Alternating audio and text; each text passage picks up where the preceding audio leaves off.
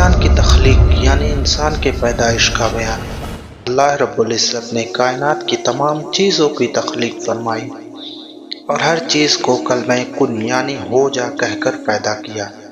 انسان کو اشرف المخلوقات یعنی تمام مخلوقات سے افضل اور ثابت کرنے کے لیے اسے سب سے بہتر انداز میں اپنے ہاتھوں سے تخلیق فرمایا۔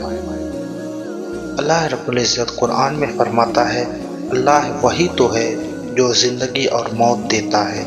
جب وہ کسی بھی کام کا فیصلہ کر لیتا ہے تو اسے صرف یہ کہتا ہے کن یعنی ہو جا، بس وہ کام ہو جاتا ہے۔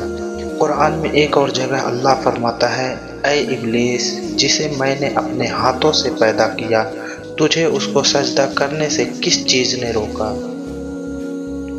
ایک اور مقام پر اللہ فرماتا ہے، یقیناً ہم نے انسان کو بہترین صورت میں پیدا کیا۔ اللہ رب العزت نے انسان کو بہترین انداز میں تخلیق کرنے کے بعد اسے بیکار نہیں چھوڑا، بلکہ اسے پکڑنے کے لیے ہاتھ، چلنے کے لیے پاؤں، سننے کے لیے کان، دیکھنے کے لیے آنکھیں، بولنے کے لیے زبان، چاہنے کے لیے دل اور غور و فکر کرنے کے لیے دماغ عطا فرمایا۔ اس بارے میں اللہ فرماتا ہے، بے شک ہم نے انسان کو ایک مخلوط نطفہ سے پیدا کیا، چنانچہ ہم نے اسے سننے دیکھنے والا بنایا۔ بے شک ہم نے اسے سیدھی راہ دکھا دی، اب خواہ وہ شکر کرنے والا بنے یا ناشکرا۔